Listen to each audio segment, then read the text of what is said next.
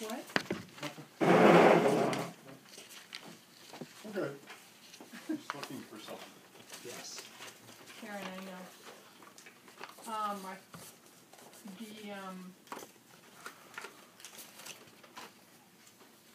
Mary Ann and Jean are here for, in general, to support the Board of Public Works. We're going to probably take some items out of order. Can I have a motion for,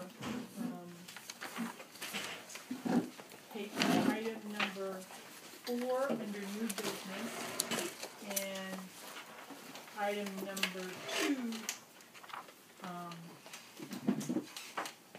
in informational out of order. Karen's going to tell us a little bit about that. Make a motion that we take item number 4, the new proposal for vehicle permits discounts, and item number 2 under informational vehicle permit update out of order. And I think, I don't know. Second. Oh, second, yeah. Okay. Anybody opposed? I think you all may have seen the new proposal in your packet. I mean, it did come in the packet. Yep. Karen, you have the floor. Hello again. No. So this new proposal for the vehicle permit discounts you haven't seen before. Basically what we found is that a lot of seniors had multiple cars with permits because it was $5 and it was really inexpensive. So we started hearing a lot of that from the seniors, that there should be a discount on the second vehicle. And you know, it's just hard times for everyone, so we've been hearing requests for this for a long time. So it just may be a good time to do it. Administratively, we can do it very easily because all the vehicle permit numbers are associated with an address, and it's all based on vehicle registration information. So, you know, they come in with their second vehicle and it matches the address, and that's. So just to clarify, previously, no matter whether it was a senior or regular, there was no discount for a second vehicle. So this is a completely new policy. Mm-hmm. So we're proposing that the first vehicle is $25 unless you qualify for the means-based discount, and the second vehicle would be $5 no matter what. So that would be, you know, whether you got the means-based discount or not, it would be $5. So is there any discussion among the board about this? I think it's an entirely reasonable thing. We actually just had one permit on our family. We have 2 cars, we had one permit, and it was always me that got stuck going to the landfill because it was my car. So I'm a great fan of this. Anybody else? I support the concept. Okay. I do too. There was one other component that was put into this proposal, is that that we prorate the permit to $15 after January 1, because it's you know, 6 months of the permit has been basically used up. Mm-hmm. We never have prorated them, but it's another thing that people have been asking for. And our staff in support of this, given the extra work for them? That's not going to be extra work, it's just setting up a new material in the Okay. computer. So. Any comments on the, starting with the new rate as of, you know, halfway through the year? Do you have any idea how many people, just ballpark to 2,200, that would apply to? The discount in January? Yeah.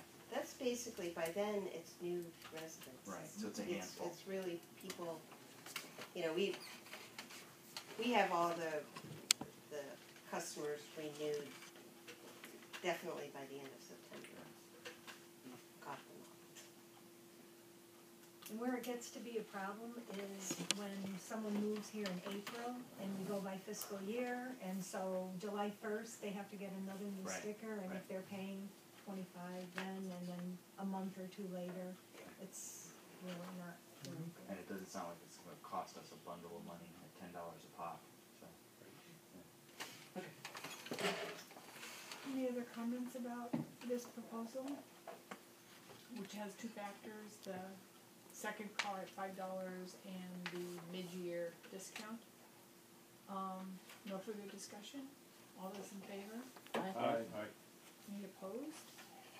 Okay, thank you, Karen. That will make a lot of people happy. So the permit update, Mm-hmm. so far we've sold 1,500 permits, which is, it's on par considering that we usually start selling the permits in all through June through the DPW office. So we got a little bit of a late start. We also have not had extra attendance coming in just to sell permits, Mhm. which we've done in the past. And it's really because in the past they were handling money and they couldn't, we really needed extra people. Now with the pay-as-you-throw bags, they're able to do it much more easily. So I think it'll go a little bit slower because it's one person, during the week rather than two people with a dedicated permit seller. So we're feeling pretty good about that. We have 54 residents have qualified for the means-based discount, and I have to report that they are thrilled. They've never, very often, they haven't gotten any benefits. We've worked out most of the kinks, but we're still referring, like the VA criteria, we're going through veteran services. The assessors is still kind of involved. Council on Aging is helping us to look at maybe some other people that we could capture under like HUD, housing things. So it's not completely, we haven't gotten all the bugs out, but it's calming down. Everything's calming down about the loss of the senior discount. Although I do understand that there's the Committee on Disabilities has requested a meeting between the mayor, Ned, Patty Shaughnessy, Mary Ann, and some other people to continue to discuss the discount program on the permits. We have 125 people signed up for the composting program, which is also kind of par for the course for right now. 40 people that are doing the means-based discount have also joined the food waste composting. And the pedal people are adding another 150 households to the food waste composting. So that's still a very successful program. So, do you have any questions about that? Anybody have any questions? Okay, thanks, Karen. Thank you. Nicole is here for, under old business, for stewardship plans, and under new business, the contract for forest stewardship plan for forestry services to Michael Morris. And so, I make a motion we take, old business number 2 and new business number 2 out of order. excellent. All those in agreement? Aye. Great, Nicole? Hello everyone. So the purpose of this update really is to get the board's approval of 2 forest stewardship plans, which Michael Mori, licensed forester, has prepared for the Department of Public Works. I believe you guys were given copies of portions of the plan back in June. And Jim followed up with an email to remind us to read it. Oh right, I saw that. Like I said, the plans were prepared by Mike, and he's here tonight to briefly discuss the development that went into those 2 plans. A couple of other notes just before I turn it over to Mike. DPW did apply for financial assistance with the Department of Conservation and Recreation, and 2 requirements to get the grant money was to submit the forest stewardship plans to the state by June 30th, and also to develop a public outreach plan. So we have submitted the plans to the state. They're good for a period of 10 years, and they are amendable. So they're kind of living documents that if we need to make changes over the next 10 years, we can do that. And the public outreach component, that involved, or what we're proposing is to include educational brochures about forest management within watersheds. Those could be used as bill stuffers to the water customers. And we're also proposing to do educational forest hikes, both before or after, to show the conditions after implementation of some of the management recommendations in the plan. So the total cost of this work was $35,892, and DEP has been approved for a $21,312 reimbursement from DCR. So again, what we're asking for the board's is your endorsement or approval of this, and the next steps within the next month is Mike and I are going to work on developing a proposal to implement some of the recommendations excuse me, that come out of these plans.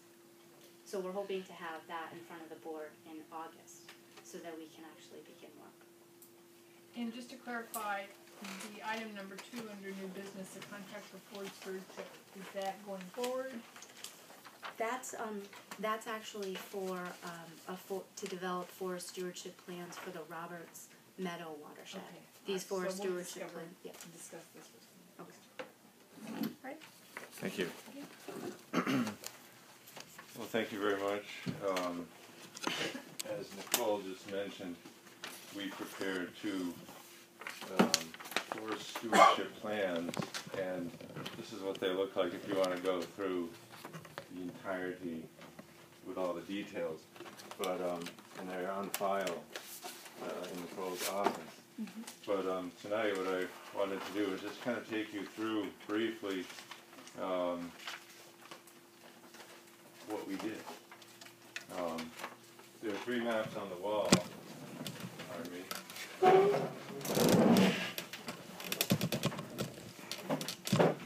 Sorry to make you guys get up. You want to share it? These are just 3 of many maps that were created in the process of doing this forest management plan. But there are really 3 reservoirs, Ryan and West Whately and Mountain Street. And I know you can't really see much on the back, but if you come up close after, this will give you a good sense of the property boundaries put onto this topo map. Just to kind of give you a sense of the terrain, what we're dealing with. Some real steep areas in places, and some nice flat areas in other places. This map shows the breakdown of the forest into what we call stands, which are small units, so that you don't have to deal with everything all at once. But so that was part of working on this plan, was deciding how to delineate these stands. This map happens to show most of the stone walls that are out there. There's probably a few that I missed, but that's 30 miles of stone walls, so I just thought that was kind of interesting. It was added up in the end. I didn't realize how many stone walls I had the pleasure of walking next to. And this map we'll get to a little bit later in my presentation. But just to give you a preview, it shows the severity of invasive species, invasive plant species out in the watershed, with green being almost none. Green is good. Yellow is minor infestation. And then as it gets into orange, dark orange, and red, it goes to the extreme where there are essentially no trees and there are just vines. So I'll get back to all that. On the whole here, there are about 3,000 acres that were covered by this plan. That's not the entire physical watershed. The entire watershed geographically is about 4,000 acres. Going into this, we were looking at the forest, and so we started with a definition of an ideal forest for watershed protection purposes. And I'm reading right out of the plan. The ideal forest condition is a diverse forest of vigorous, site-adapted native trees growing to mature size, but within a framework of openings with younger trees of desirable species in place to become the future overstory. So basically you've got a mature forest all across the watershed, but everywhere you go, you'll find openings with younger trees developing that someday will be the mature tree. So that's what you'd like to see, and what this gives you as a water supplier is a biological filter ranging from the height of the trees to the depth of the roots to all the organic matter that's accumulated and the deep shade that the forest provides. All of this works to improve the infiltration capacity of the soil, so there's better storage and less erosion, and the result of all that is good clean water. And so we went into this with the question of, what is the forest actually like? How does it hold up to what we just said was the ideal condition? And then secondly, what, if any, management is necessary to either bring the forest to its ideal condition or to maintain it if it's already in there?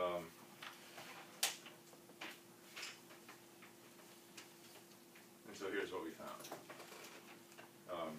By and large, the forest is in a maturing condition with tall trees, pretty much wherever you go, dominated by white pine and red oak with hemlock, other hardwoods, and red pine plantations.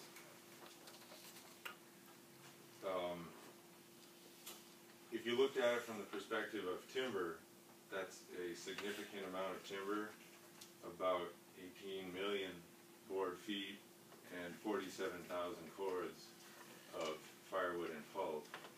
And just to translate that into something less abstract, if you were to go out and cut everything that's there, it would take about 10,000 truckloads to remove that from the forest. So there's a lot of timber, firewood, and pulpwood out there. The value of all of that is roughly $2.6 million. And it's interesting to note that half of that value is concentrated in the white pine and the red oak. And I'll get back to that a little bit later. Okay, what else do we find? The health of the overstory is mixed. The white pine and the red oak are generally quite vigorous. There don't seem to be any significant pests. Everything's looking good. Same for many of the hardwoods. There are big problems, however, with hemlock and red pine. Hemlock has two non-native pests attacking it, two insects. You've probably heard of one, the hemlock woolly adelgid, but another you probably haven't heard of is called the elongate hemlock scale. And it's at least as bad as the hemlock woolly adelgid, if not worse. So in many parts of the watershed, you see the hemlock starting to have thin crowns and seems to be on a trajectory of ultimately mortality because of these pests. And it's not only on the watershed; it's within this region. You may have noticed. You may have noticed that yourselves. The red pine, which was planted and grew very nicely for about 50 years, has hardly grown at all over the past few decades, and it seems to be under a continuous kind of clamp down caused by a number of different pests, with no real expectation of recovery for the red pine. So you're looking at an overstory that has white pine and red oak that are quite vigorous, other minor components that are doing okay, and a significant component, hemlock and red pine, that are declining. We also looked in the understory, and what we found there was basically a widespread lack of any desirable tree seedlings. There are some tree seedlings such as beech, which we do not consider desirable for our purposes. We'd like to see red oak and white pine, especially sugar maple, black cherry, even red maple and different birches. But by and large, these were lacking, and we're pretty sure that deer and moose browse play a significant role in this, as does the shade of the overstory, because by and large it's kind of a closed canopy. Also in the understory, what we found a lot of was what we ended up calling interfering vegetation. Bittersweet, which is a non-native vine. Wild grapes, which are native, also a vine. Often working, I shouldn't say working because it kind of ascribes an intent to them, but often found together in the same place, growing on top of everything. And you've probably all seen what this can look like in the extreme, like when you're driving along Route 91 and you see mats of vines. Sometimes that's bittersweet. There's some of that in the forest. And where you have that extreme case, you basically cannot have any new trees growing because they can't grow out of that thicket of vines.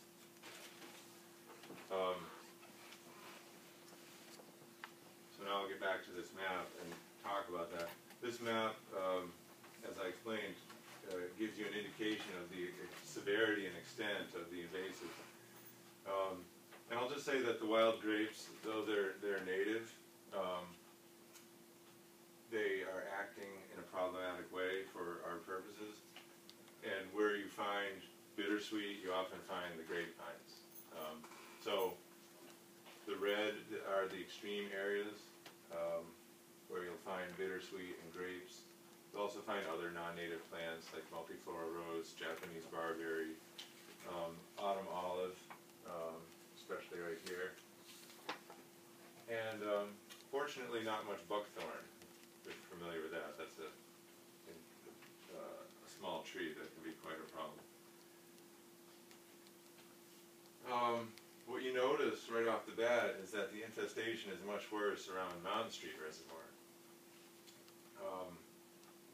There's nothing inherently different about the soils in the two places. It's only, the way to explain this difference is the disturbances that have happened here happen on a more widespread scale and sooner, so that the infestation, which is kind of rolling forward, is more advanced here. But if you came back in 10 or 20 years, in a worst case scenario, this could all look like that. Meanwhile, this could be covered to a much larger extent by red. So that's kind of a trend that is happening, unfortunately, whether we like it or not. And this ended up playing a major role in looking at management practices. Yes? Is that red a permanent condition? Well, I would say if nothing is done to kind of reverse it, I would kind of think of it as like an end game condition. There's nothing that can really overcome that left to its own devices. If there is a way for trees to grow through and shade out the vines, especially if you have dense shade like from a Norway spruce plantation, then that, you know, the vines do need sun. So there are possibilities. Yes, exactly, and I'll talk about that. And herbicides will come up when we talk about controlling the vines.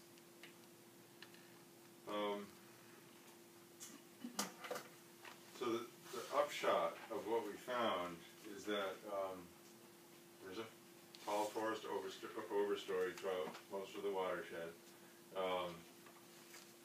There are a lot of vigorous trees in it, but there are also some that are not, and the decline in the hemlock and red pine, which is happening on its own, is going to interact synergistically with the understories of vines and only make those problems worse. So if we did absolutely nothing and came back in 10 years, we're going to find spreading of that situation. Okay, so what can we do about all this? Well, the conventional response in forestry to this, let me put it like this, just speak about a subset of the situation. The conventional response of forestry to that is, oh, we don't have enough seedlings, we have to let in more light. We would do logging in certain frameworks, silvicultural frameworks, create conditions for seedlings to become established, and then come back later, release those seedlings. That's the conventional model of forestry. That's what you would normally do here. But the problem with the invasive interfering plants is kind of a game changer, because you can't just go ahead and do these traditional forest management practices, because all you'll end up doing is releasing the vines, and you won't get the seedlings that you're trying to get. So we kind of had to adapt our thinking on this, and recognizing that any disturbance that happens, whether it's logging as an intentional disturbance to shape the forest, or whether it's a natural event of any kind, a microburst, a big ice storm, decline of and mortality of different species due to pests, any type of disturbance is going to make the interfering vegetation only thrive all the more. So we kind of, one of the purposes of doing this map was to figure out, well, where can we practice forest management to shape the forest, and where should we take a passive approach of not disturbing it, at least not at this time. So we kind of decided that anything that was green or yellow, we could go ahead and attempt forest management on. Anything that was green, orange, dark orange, or red, we would not alter the forest through logging.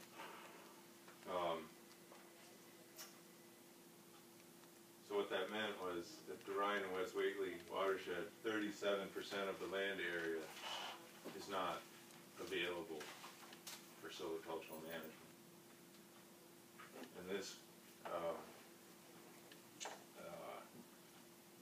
Mountain Street, 97% ended up not being available. And even though this stand here had no invasives in it, terrain-wise, and that would be something that would be clear if you looked on the topo map, just with its location and getting to it by crossing through this adjacent stand is more of a disturbance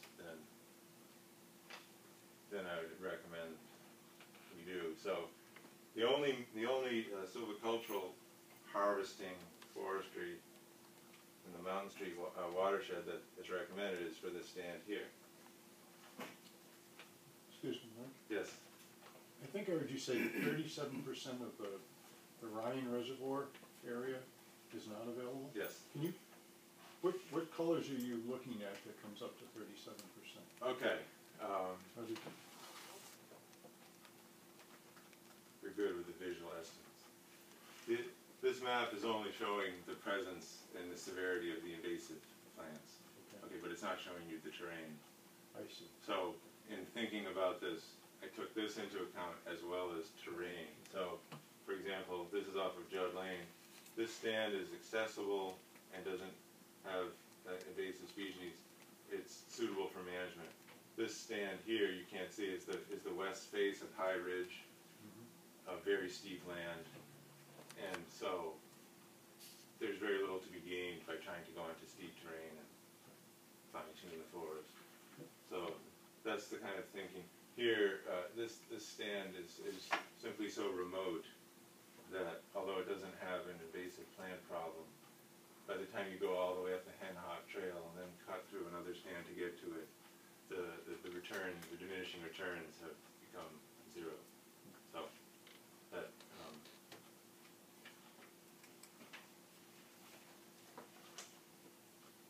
any other questions right at this moment? Yes. Are these lands that are owned by the city of Northampton? Yes. Where's the Conway State Forest is? Yes, Conway State Forest.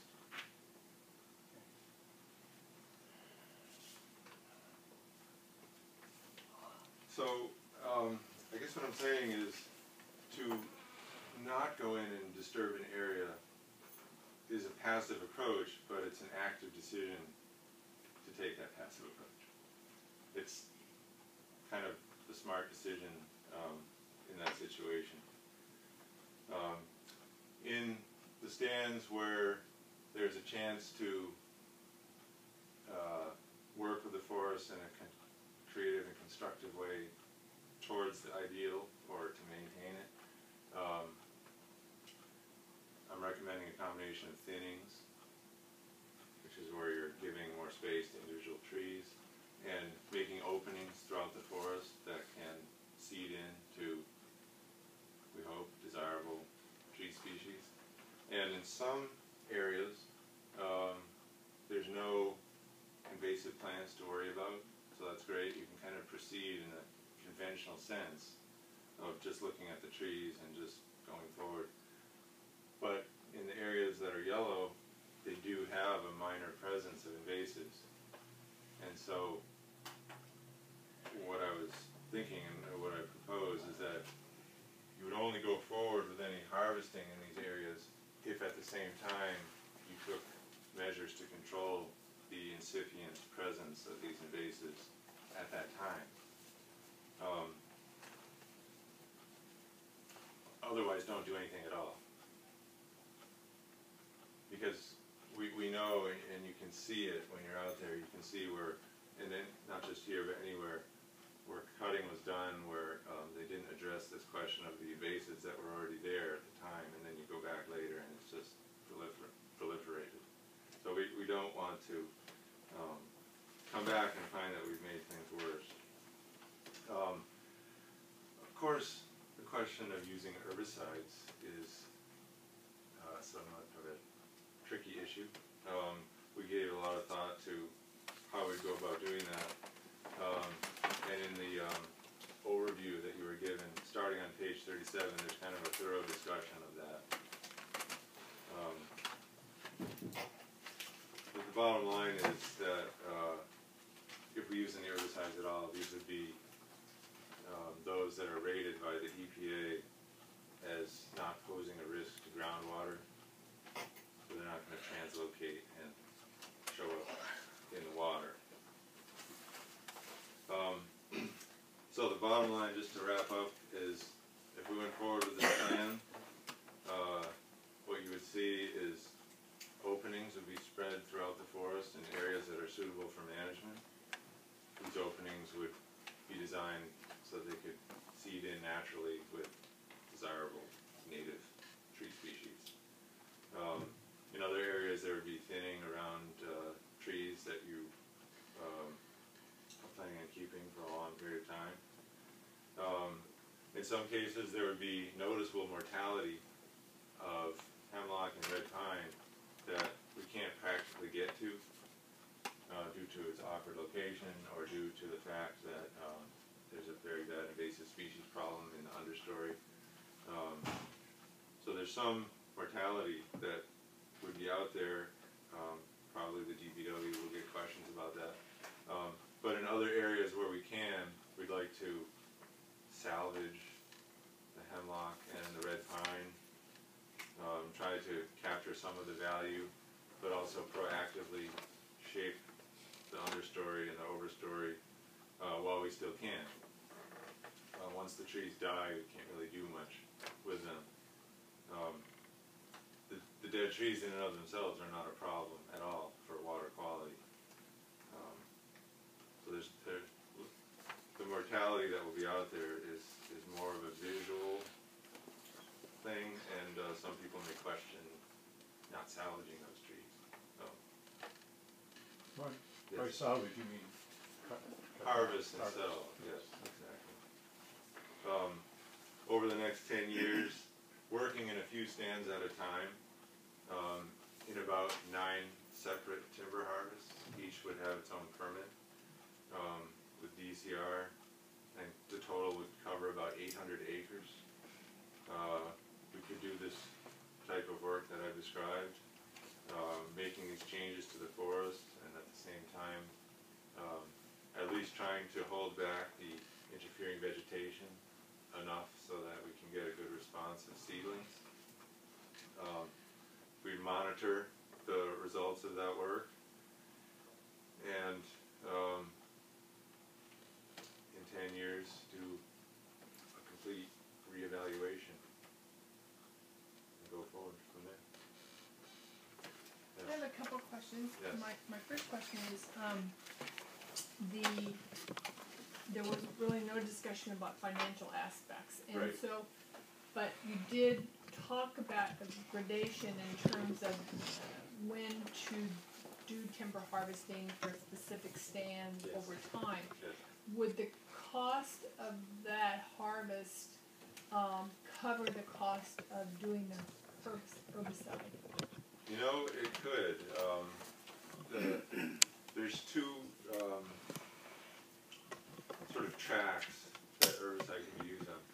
The one that I think it would cover comfortably would be any herbiciding that was done in conjunction with the harvesting. Mm-hmm.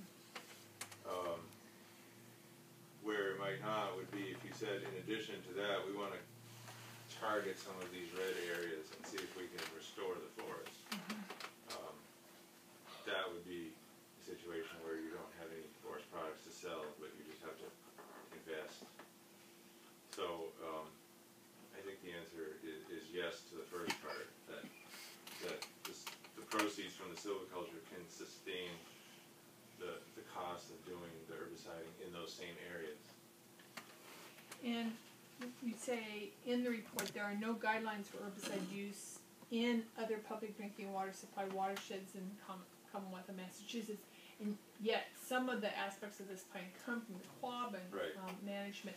So, you know, that one red area right above Mountain Street, in the Mountain Street, so is there plans to go in there, and what are the effects of, given there's no policy, what are the effects of doing herbicide that close to a water supply? Right.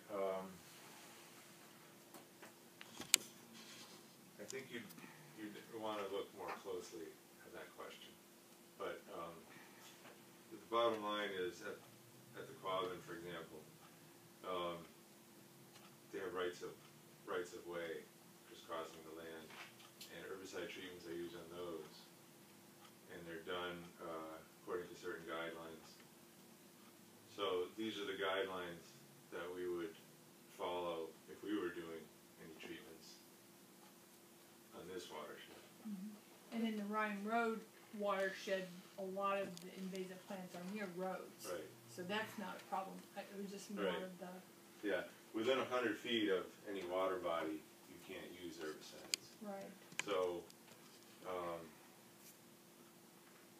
you'd be left with trying to do mechanical control only, pulling vines, possibly burning them with a propane torch, stuff like that. You know, during this season. it's, well, you have to do it carefully. It's a lot of extra work, and you know, there has to be a good reason to do that, and being close to the water is a good reason. So that's, and not everything would be accomplished with the use of herbicides. It would be kind of the last resort. So this is very complete in terms of the stands and the quality of wood and the staging of harvesting, but I didn't get a sense of specific staging of herbicide. Okay. So is there a plan for that? Yeah, if it's if you look in the management plan, the entire management plan, treatments are recommended for each stand.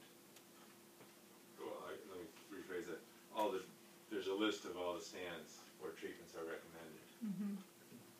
So the prioritization and the schedule for specific stands and treatments and silviculture practices still need to be worked out. And that's something that, in terms of priorities, the areas we work first and that sort of thing, we're still working on that, right? You and Nicole? Right, yes, exactly.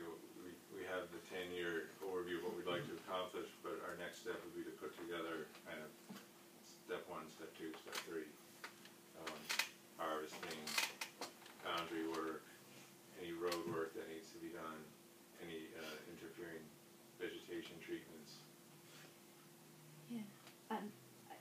I think to elaborate on that, and I think this was an overview, but the content of what's contained in here really is the overview, and then individual stand descriptions, and then Yeah. individual management descriptions that go back to each of those stands. Right. So, and what Mike's saying is, I think, what, you know, specifically how to manage that stand is in that management section, which includes treating it for invasive And we got it for, I think, 4. Right, for- right. I think you gotta, for both watershed areas, Yeah, for Ryan for a West couple. Whately, best and worst scenario right, for right. both areas. And that's what we're gonna, to kind of flush out in the proposal, you know, what areas can be harvested, and then what areas, do we wanna look at in terms of harvesting and treating for invasives. What regulatory authority governs the use of the herbicides? Well, if you are within the jurisdiction of Chapter 131, the Wetlands Protection Act, then that would be who you would be getting a permit from. Okay. If you're in a strictly upland setting, other than, you know, the fact that there has to be a licensed applicator, all that's all handled by Department of Agriculture. But there actually is no permitting needed for that situation. Are you aware if DCR, the Quabbin, has done any public education or outreach on this topic? Well, they just put out a publication, which I can send to Nicole as a PDF, which she could share with you, about the problem of invasives. I haven't had a chance to read the whole thing. I went to a meeting there in the spring of 2011 at the Quabbin, where they were reviewing invasives and what they're going to do about it or not do about it. The upshot of that was they seem to be, the director, I can't remember his exact title, is very hesitant to go forward with any herbicide treatments because he's afraid of the reaction. But meanwhile, herbicide treatments are going on in the rights of way, following the vegetation management plans that I've written. So it's kind of it's an interesting situation, somewhat contradictory situation. I have a question about how you'd apply the herbicide. I know you can spray it, Yes. but I don't think we're talking about that. Well, Is this the cut and drip method? yeah, most of the treatments would begin in the dormant season with cutting stems and applying kind of an oil-based herbicide. So it's absorbed into the woody part of the plant. Yes, yes, and you know it's a small amount of material that's applied. Right. But the follow-up would involve foliar spray. That might be the next growing season or 2 growing seasons later, where you don't have any large woody vines, stems anymore, but you do have the incipient. But there again, you've got small plants that you're treating at that point. Right. That's an example of that's on page 41. Okay. Does any more of the board have more questions about this? I have one sort of slightly off the topic. Yes. Did we sustain much damage in that October storm? Not really. No. Must have been an elevation issue then? Leaves have dropped already up in the higher elevations, and they got full fair snow up there Right. when we got down here. Great. There has been, I'm thinking within the past 5 years, a significant windstorm that blew across the Mountain Street Reservoir. And on this east shore, well, actually, you see it right off of Mountain Street, too, towards the water. Lots of trees are blown down or snapped in one direction. And when you get across on the other side of the reservoir, there's some enormous trees, pines, that are just blown right over. It's kind of interesting, kind of primeval, kind of challenging to walk through, especially your knee is acting up on that day. Okay, so what do you need from us? Just, I guess the board's approval and endorsement of the forest stewardship plan so that we can kind of move on to the next steps in terms of prioritizing and getting a proposal in front of the board to actually do the work. Okay, so you haven't brought that yet, but you wanted to have the plan approved. And the payment for the. We'll look at this plan first, and then we'll go to item number 2 under new business, right? Sure. Make a motion that we accept and endorse the forest stewardship plans for the Ryan Reservoir and Ryan West Whately. Ryan West Whately and Mountain Mountain Street Reservoirs. Second. All those in favor of this? Correct. Yes, sorry. I guess the issue that I'm a little hesitant on is this whole herbicide application and how it can be done properly, and so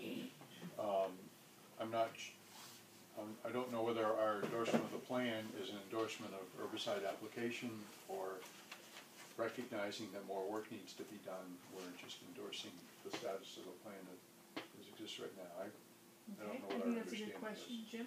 I think there'll be further discussion of vegetation management practices and approaches on any stand before we do the work. So this was sort of a forest stewardship plan, sets the overall vision and management objectives for the forest stewardship plans, but then any silvicultural practices or vegetation management practices, those sorts of things will be back in front of the board for discussion. Because in fact, they haven't worked out the steps, as Paul said. Okay. And you said that each phase would require an individual permitting?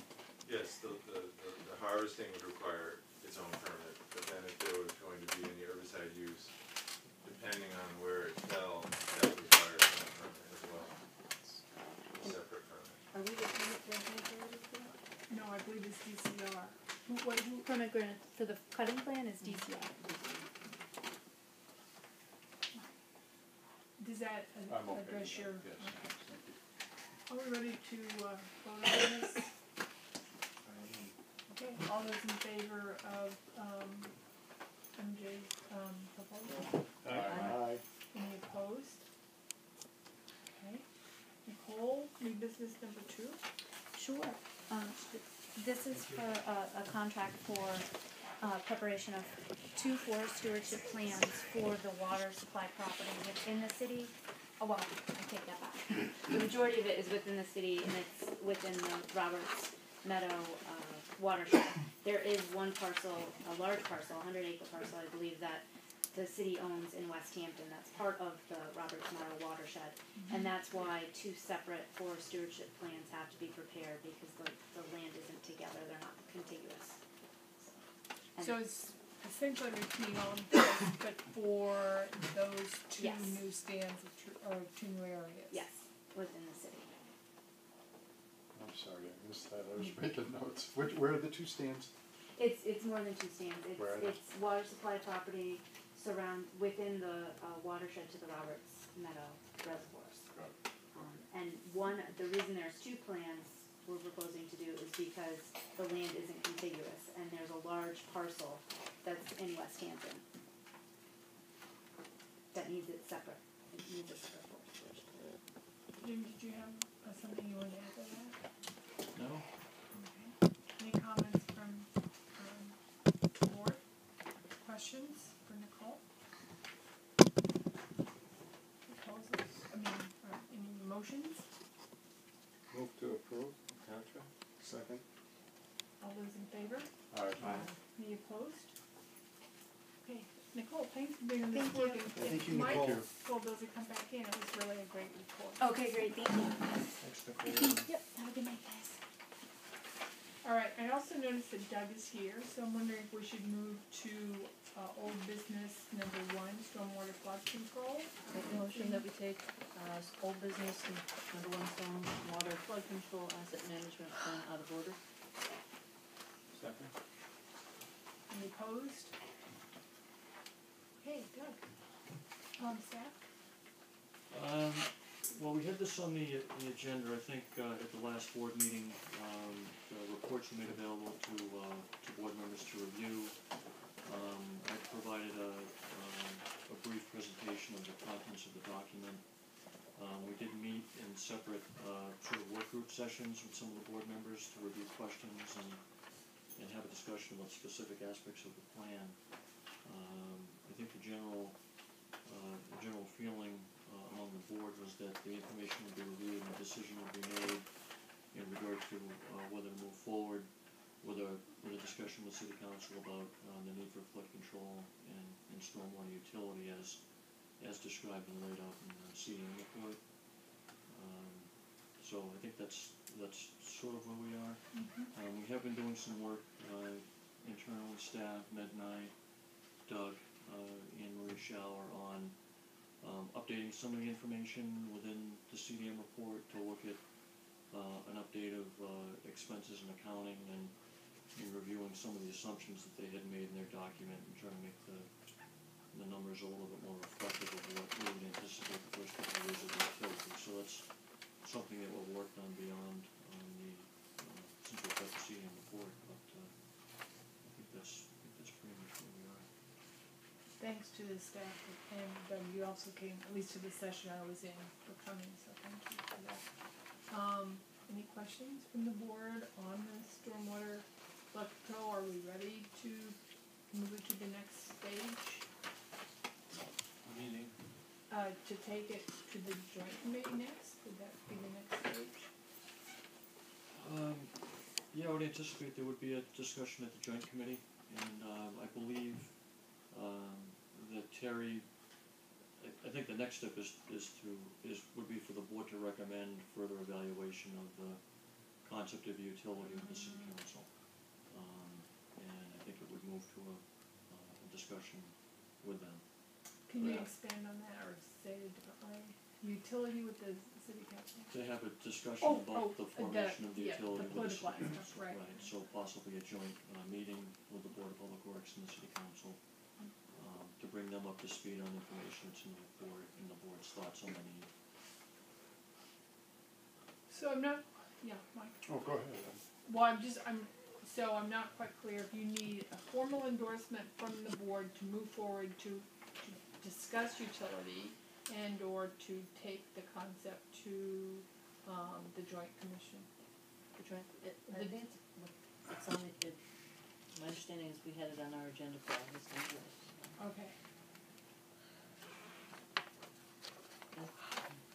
Well, I'm at the point where I think the CDM report meets our needs, but I think one of the key pieces is the one that Jim mentioned, where the staff is putting together a more specific program of costs that we really think we're going to be facing as we go forward in the next few years.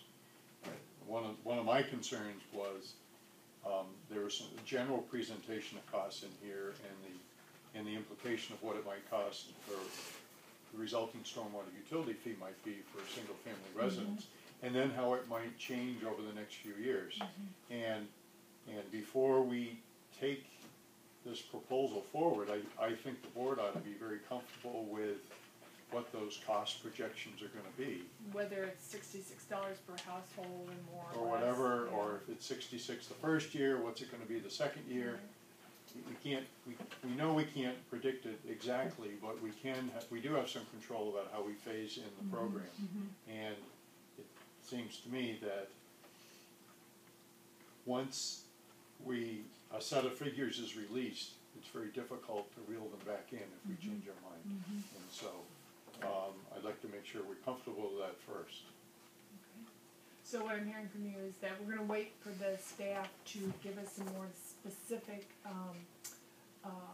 display of figures that give us more detail, and at that point make the recommendation. It's still good for informational purposes, going to still be talked about in the joint commission, but we're not going to do anything formal with the city. Is that I don't know if that makes sense, I'm but not I'd be more bringing that comfortable having the information to review before our August meeting, which is the 15th, than moving ahead now.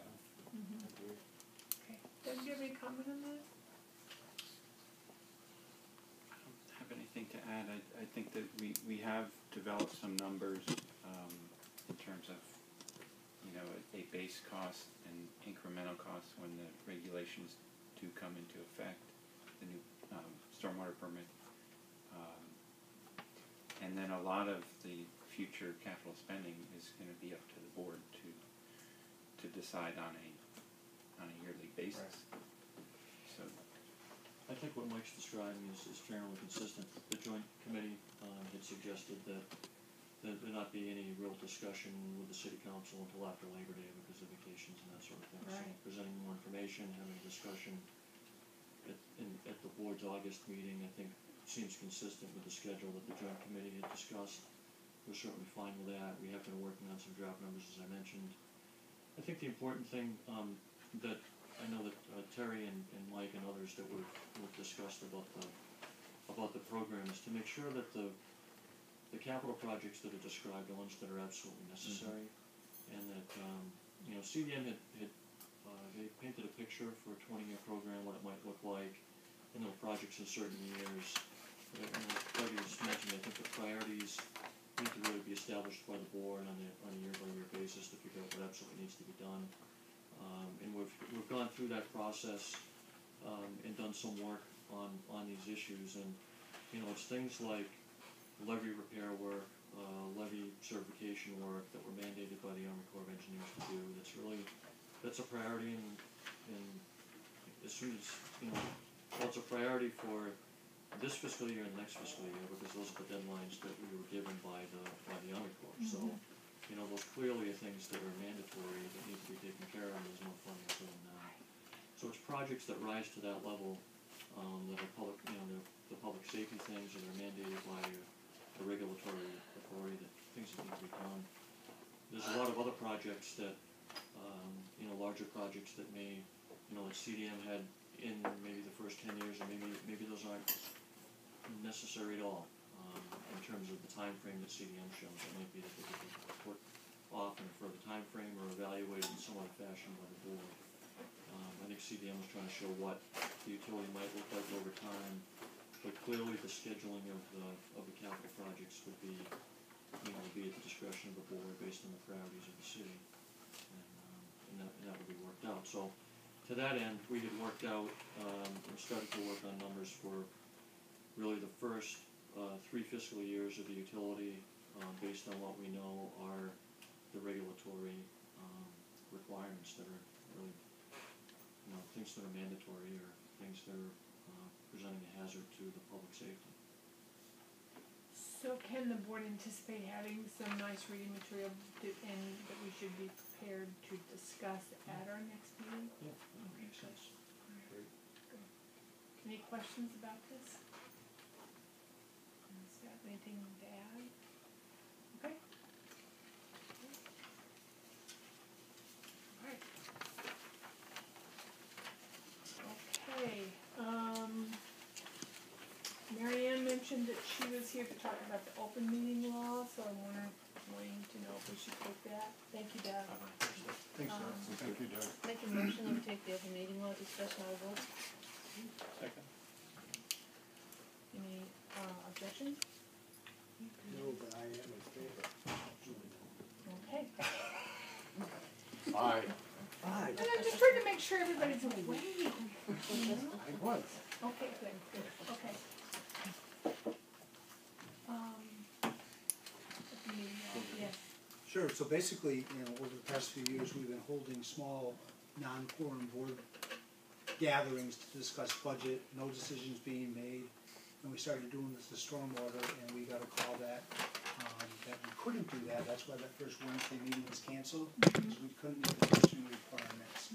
So going forward, anytime that there is a meeting of members of the Board of Public Works to discuss matters, city matters, DPW matters, we need to post that as a public hearing, no matter how small the group is. I think it goes back just one brief step before that, and that was the board subcommittee meeting regarding Harvest Power. I think that was a meeting where Harvest Power had offered to come in. They wanted to make a presentation of their interest in city-owned property near the landfill. to have discussion with, board subcommittee members and citizens that are part of that committee. So it was sort of an informational thing, part of that subcommittee that usually meets with the board. That information about Harvest Power coming in to meet with the subcommittee, I think was more widely sort of advertised in a manner of, you know, if people are interested in this, you know, they're welcome to come to the meeting, but not really a posting of a board subcommittee meeting. And it was brought to our attention from, I think, actually Mimi had complained at the meeting that the meeting wasn't posted, and Council Labarge also made it, made us aware of the fact that these subcommittee meetings should be posted in accordance with the open meeting law. I subsequently got a call from the city clerk, Wendy Moss, in the mayor's office, indicating that although it's not a quorum, no decisions are being made, those sorts of things, under the open meeting law, there's still a requirement to post the meeting and have them posted with an agenda and meeting minutes developed. So subsequently, actually just a couple days later, as Ned had mentioned, it was these stormwater work groups, so we're talking about the CDM report, that we needed to make sure that the posting was done, so that people were just aware that, you know, we had a couple of board members coming in to talk about the report. So that has some impact on the board operations. There are many, you know, the board does a lot of hard work on a lot of important things, and, you know, a lot of times they do work in small groups. So those small group meetings need to be posted. We have all been really careful about not coming to meetings because it might make a quorum, so that if MJ and David are having a reuse meetings, then some of us may not come to that meeting because that would make, or I guess the three of you. Yeah, we wouldn't let you in. You wouldn't let me in, we wouldn't wanna be there. But my other concern is we've also been trying to be sensitive about not about open meeting laws and in terms of our discussions with each other and email. It made me a little concerned about the fact that if David and I were having some discussion we were at somebody's house and having a discussion about this, what does that qualify as? Could we just never talk about these things without posting meetings? I'm asking for, here's, you know, the whole parameter, and, you know, where do we start, and where do we end? I'm asking for discussion on this. I don't know if Alan needs to come, although he's in Cuba, but to be clear about what this. And I have a further concern, that it feels like a lot of these meetings that we do are educational. I'm not an engineer. It takes me time sometimes to navigate through those 2 volumes of documents that you give me, and I feel like I don't wanna sit here and take up valuable meeting time as I try to understand. And I usually wanna know that stuff before we get to the meeting. I wanna do my homework. So it feels like, for me, I feel a little constrained that gets in the way of me doing my pre-work homework that we've done, I think, very effectively in small groups to make us more literate about the technical material in front of us sometimes.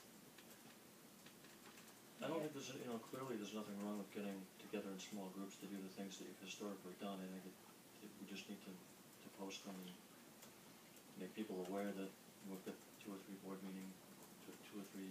members coming in to talk about the technical aspects of a report or something. Well, let me give you another example to help understand the situation. So, Monday night I'm reading about the Ford stewardship report, and if I wanted to come in and have have some questions answered that I was unsure about, it seems as if, as long as it's just me by myself, I can come in and ask Nicole questions, but if I happen to be talking to Chris about it, that would not be legitimate, even though Chris might not know more about Ford stewardship than I would. I don't have the answer for that, but I think one fact that you're setting up an actual meeting to meet with people versus a passing conversation are 2 different matters. Okay, that makes sense. We can get clarity on that, but if you happen to meet Chris, wherever, and you happen to sit down and have a cup of coffee with him, does that constitute a meeting? Because you didn't plan to meet there, but you met and just had a discussion. So you're saying planned as opposed to unplanned? That's scary. Yeah. Or Scary. intentional as opposed to unintentional, because I could, what, is calling someone on the phone a meeting? To ask those questions. Right. Group emails? Isn't there a document in the state There that is. outlines what open There meeting is. laws Yes, are? but it doesn't go to this level of detail, which is what Right. got us into trouble. Well, I mean, if I can just speak, I'd like to say that the Harvest Power presentation of a reuse committee that has several members of the board that was not at all notified, and that I was made aware of through an email forwarded to me, that was forwarded from Karen Bokian email telling people to please attend because it's going to be a political thing to get this through, and they wanted people there to support it. It seemed to me an absolute violation. So I think the point is I that don't think there's any question about that. right. I Well, know, no, but I'm saying that that's I not think the that issue. it's. The issues we're trying to I know, decide going forward. but I So think- we understand your I feelings. think you know. I think you know it when you see it. If you bump into somebody at the grocery store and you mention something, I think that's highly different than when you get together to have a presentation on a document that's going to be affecting the city. But that's just my 2 cents. Diane? Yes.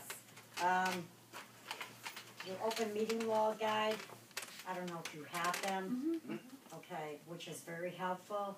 I would highly suggest that you call our city solicitor, Alan Seawald, have him come in and sit down with you and go over what you're not sure of to make sure that you don't make mistakes. Emailing, you have to be really, really careful with that.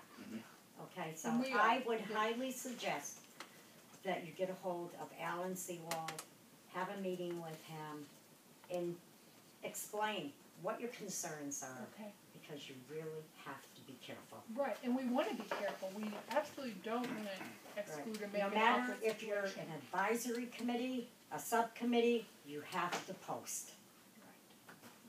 Okay, but, I mean, he's wonderful of asking anything that you're not sure of. Right. And believe me, people are out there and they're watching, and you just It don't doesn't want matter problems. if there are other people watching, we want to do the right thing. Well, this is what I just said to you, Yeah, yeah, Rosemary. yeah. Okay, to eliminate a problem, that's what we have a city solicitor for.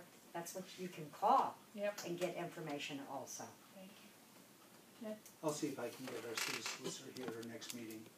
Okay, right, he's out of town If now, not, but, perhaps in early September. yeah, There you go. okay. Okay? Good, I think we need that, so thank you very much. Yep. Okay, I'm gonna start at the top, minutes of the June 13th, 2012 Board of Public Works meeting. Move to approve? Second. Any comments or recommendations for BJ? That haven't been sent yet? Yes? You've already sent it? Thank you. We've already talked, thank you though. Anybody else? It was very good. There's a lot of information. That wasn't. It Yeah, was I good. wasn't at the meeting, so it was It's always actually good to have. good to read through it. Only the part Jim talked about was dense. Good. You mean long or Dense. incomprehensible? He said dense. Sense. Well, that was the minutes, that wasn't actually what I said. No, That was half of what he said. The presentation was delightful. Thanks, Chris. Welcome to the board. Okay, so, is there a motion to accept the minutes? We already had it. Oh, we did? Alright. Do you wanna, anybody wanna approve it? Aye. We Okay, abstained because I wasn't here. okay, great, alright, thank you. Solar power adjacent to landfill energy and sustainability commission, was that dependent upon a specific person being here?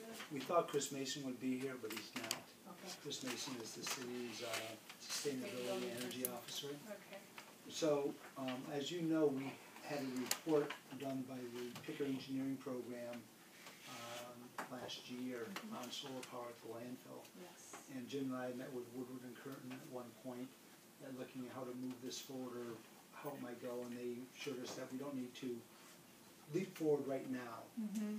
Chris Mason approached us about 3 weeks ago about solar power at the landfill, and there's a lot of interest in it from third-party vendors coming in. except there's a lot of non-interest on landfill sites. So he was looking at city properties that were not part of a landfill. So we discussed within the Phase 5 expansion area, which is open and fairly flat.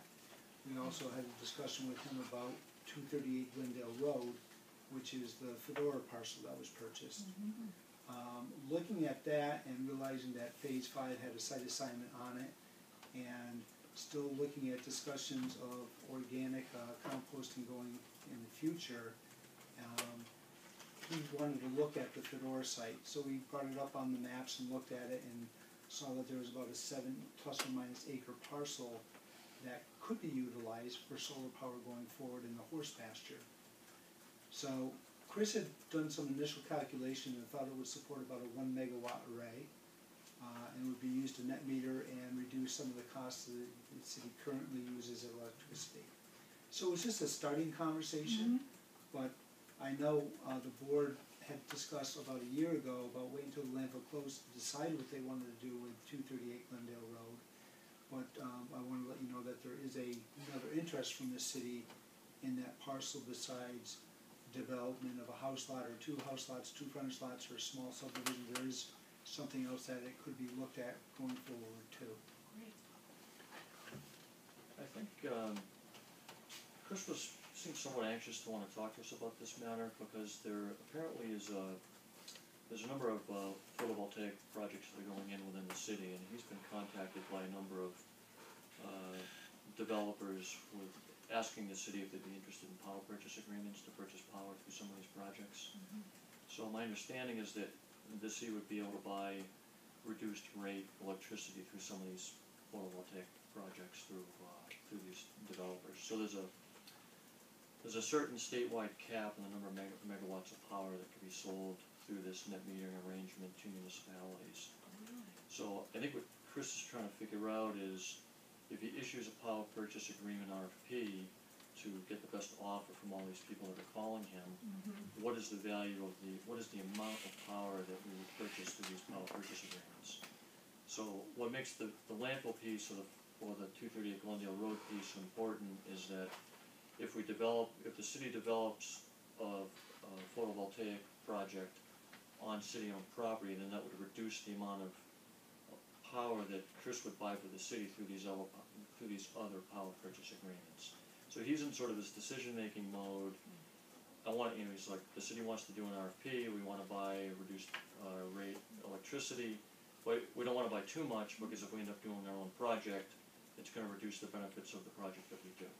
So he came in one day and talked to Ned and I, as Ned had just described, but that's, I think that was why he was sort of in a hurry to decide, is this something that we're going to do? And as Ned had mentioned, the developers that are out there are concerned about PV arrays on landfills because there's sort of more unknowns on dealing with a landfill, or at least there's more requirements in terms of being a permit from the state and other things. And if you have a site that's not a landfill, then that's preferable to a landfill site from a company that's developing a PV array. So that was, I think, really the... Why is there a limit by the state on the amount, what did you say, the amount of energy that you can... That can be sold through net metering to communities, is my understanding. It'd be great if Chris was here because... He's the expert. Alright, sorry, that just seemed incongruent. I would bet it's a price support mechanism. I'm sure it has to do with state goals and needs to reach the goal that's set, that's all there's gonna be funding for. The income that they generate from selling us the electricity is just a small portion of the overall income that they get. It's really the clean energy, renewable energy credits, SRECs. That's where the real income is, and that's where it's coming from, utility and state funding. Alright, well, I think we look forward to talking to him when he's ready to... I have a question. Yeah. Weren't we talking with a farmer last year at this time who might have some interest in leasing the Fedora? He was, but he wanted a minimum 5-year agreement with the board, and the board did not want to commit to that. He was looking to lease the land for a minimum period of 5 years to establish crops. And at that point, the board did not want to do that because they were undecided where the future of this land was going.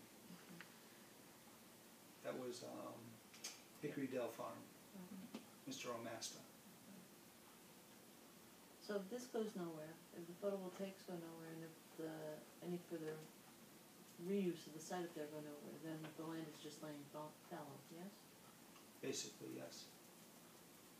It never had crops growing on it, it was horse pasture land. But the site does support, my understanding, it has frontage for 2 building lots, even though there was 1 building on it prior.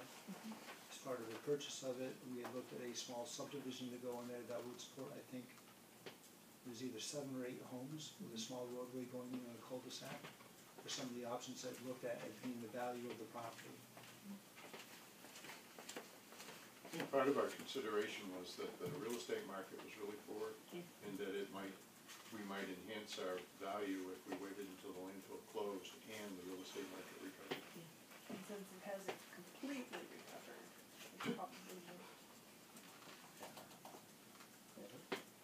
No, it has not, I mean, currently the stats. But will it ever? No, yeah. My question's been answered, thank you. Oh, come on. You really want to Look get at all the minutes we have, we have lots of minutes. Okay, the third item on the agenda is organics management and harvest power. And I don't know if you all can see what's on the board, we left that, this is the result of the, harvest power, discussion that was at the reuse committee's meeting, and so we left it on the board, so if anybody is interested in seeing it. I would characterize it as a presentation, not really as a discussion. Yeah. That's a good point. Tell us more about odors. Tell us more about odors. The odors would occur actually in the process of trucks bringing material from the water treatment plant, possibly, or by bringing the organics to the site. Wastewater treatment plant? Yes. The wastewater treatment plant. I think they also So said something about an outdoor holding tank in their presenration. I don't No, it was remember at anything home. about that. There's an indoor, Yeah. that the trucks come in and that they get. It was the trucks that would be the source of the odor. I'll go back to the video. Yes. I would just say, given our experience with odors in that neighborhood, I would be very reluctant to support anything with an odor situation involved. Right. We're not even close to, it's not an issue, it's just informational about that time, but I think that I'm that's just the saying, point. it's not a little issue. No, I think absolutely it's a big not. issue. Yes, exactly. Okay, any more discussion about this? Those also, I think that those tanks they talked about are 50-foot high tanks, is what they describe them as. That the actual anaerobic digestion takes place in. Just thought I'd mention that. Where it says AD for the anaerobic digestion, those were 2 50-foot high tanks. Any questions? 1-year extension to June 7, 2013 for contract number 4011 for the landfill compliance technician consultant to Bruce Lohiotis. Move approval. Second. Did I say it really Need bad? clarification on that last name. Lohiotis? That sounds good. Velotis. Blotis. Blotis. Bruce has been doing this for at least 10 years or so for the city. Basically, it's third-party compliance services, after-hour inspections on weekends and at nighttime to ensure compliance with the facility, and he reports back via email of any issues he's found out there, any problems to be corrected. So it's kind of been our third eye for the past number of years since we took over landfill operations. It is winding down this year with the closure of the landfill, which is still looking at sometime in the spring of 2013. His rate is $51 an hour, and the contract had an upset limit of $26,000 per year. So there is no contract to sign, this is just a 1-year extension of the existing contract. Anybody want to move for approval on this one? Move for We did. approval? We did? We did, we had a motion, it was seconded, and then you called the question. All those in favor? Aye. Oh my gosh. You're doing great. Helpful over those little bumps. Okay, contract for gas monitoring and facility inspections to Stantec Consulting Services in the amount of $18,286. Move approval? Second. This is an annual contract that we've had with Stantec for quite a long time, where they do monthly gas monitoring and monthly landfill inspections for us to comply with DEP regulatory requirements. About $13,800 of the total is for gas monitoring, and about $4,400 is related to monthly landfill inspections. The value of the contract is the same as last year, adjusted with a CPI change. Any questions? All those in favor? Aye. So I guess we need to set a date for the claims committee meeting for 2 claims, it looks like, which would typically be before the next August 15th meeting. Can you make that? Yes.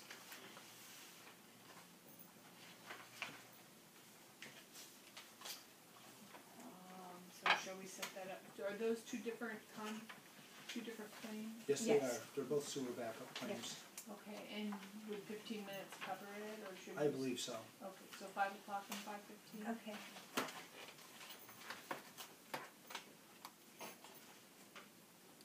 Cause we're gonna have 2 other ones for the next meeting to set up, and then the meeting after that, Oh, another okay, so one. we got a backlog. Yeah, because we didn't set it last time. Right, right. And I don't suppose Mr. Cohane mentioned whether or not he would be here for the next meeting? I'll email him tomorrow. Okay, great.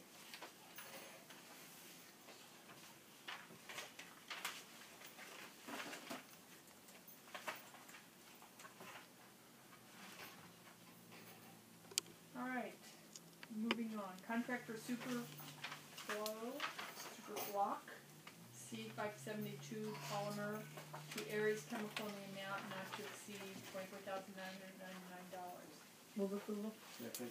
This is a coagulant additive for the water treatment plant, to make these small organic particles stick together so they can be filtered out as part of our filtration facility.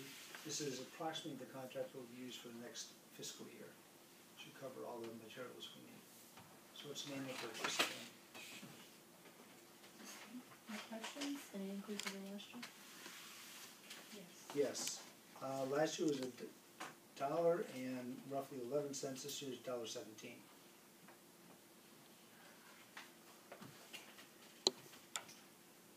Other questions? All those in favor? Aye. Any opposed? Number 9 is contract for water meters and electronic transmitters to E.J. Prescott, incorporated in the amount of $164,831.57 per year with the CPI, so it sounds like it's more than 1 year. It is. Move approval? Oh, Okay. sorry. It's a 1-year contract with 2 1-year extensions. We go through this every year as far as meter updates. We try to replace all meters in the city in a 20-year period. Compared to the last huge block we did was in 1990, so we're coming around for some large meter replacements. Typically we did 100,000 a year. This one's larger because of the extra meters we're doing. It covers anything from 5/8 meters up to 4-inch meters under this contract with varying prices for each one. Because of all the different dollar values, I don't have a comparison for last year, but basically what we estimate to buy, along with 750 radio read transmitters, comes to the total value of the contract. E.J. Prescott was the only bidder on this.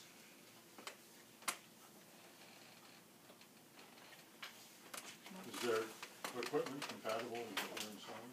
Yes. All those in favor? Aye. Aye. Any opposed? Number 10, change order number 5 to contract number 26711 for the Bradford Street pumping station in the amount of $6,177.15. Move approval? Second. This is a change order for four items of work that were added on to the Bradford Street pump station project. There was a adjustment for a sewer manhole cover, some additional chain link fencing that was required at the site, the addition of a frost-free wall hydrant, essentially a hose bib at the pump station building, and the addition of purchase of some additional pavement that was necessary to repave Millyard Road in front of the pump station. So the total value, this, as was just stated, was $6,177.15, and this will be the last change order on the project. And all the work was, all the change order work was at the request of the city. Who's the contractor? Schultz Construction, Ballston Spa, New York. Any other questions? What's the total of the contract now with change orders? Total of the contract now with the change orders is $1,597,511.58. All those in favor? Aye. Any opposed? Number 11, contract for licensed site professional services for North King Street water replacement to Woodard and Curran in the amount of $31,000. Move approval? Second. We're in the process of designing a water main replacement on North King Street, roughly about 1,400 linear feet of pipe. We're in the process of doing some test pit excavations to evaluate the soil along the proposed water line. We found that down by the Sunoco station near the 91 interchange, that there was some gasoline in the test pit that we excavated. So because of the contamination that was found, DEP came out to the site, and Sandry Oil, which owns that Sunoco station, had a licensed site professional go out there, and they're doing their own investigation in terms of the extent of contamination and who's responsible for cleanup and that sort of thing. But as it relates to our project, we have an area of gasoline contaminated soil where the water main is going to be going through.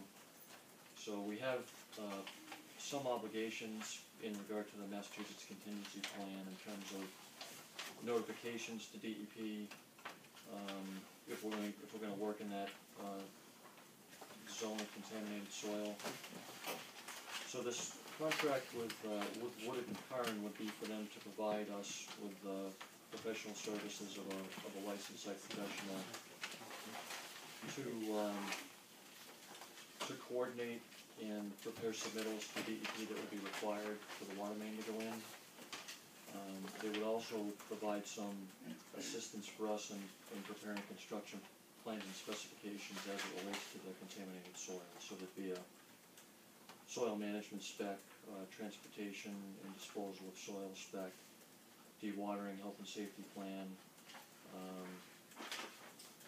summary of work, and assistance with input into what the bid tabulation would be. This contract also includes the assistance of an LSP during construction. A what? A licensed site professional, I'm sorry. During construction of the water main when they were working in that area of contaminated soil. So the contract's $31,000. We're looking at one alternative, which would be to move forward with the water line replacement, except in the area where we think the contamination is, until that area gets cleaned up, and then go back at some later date and replace the water main in that area. The concern and the issue that we're trying to evaluate right now is, will we meet the goals and objectives of adequate fire flow and pressure at the end of the system that we're trying to achieve with the project, and leave a couple 100-foot section of old pipe in the ground. So we're still evaluating that through hydraulic modeling, but in the meantime, we'd like to have the contract in place if we decide to move forward with work in the contaminated area.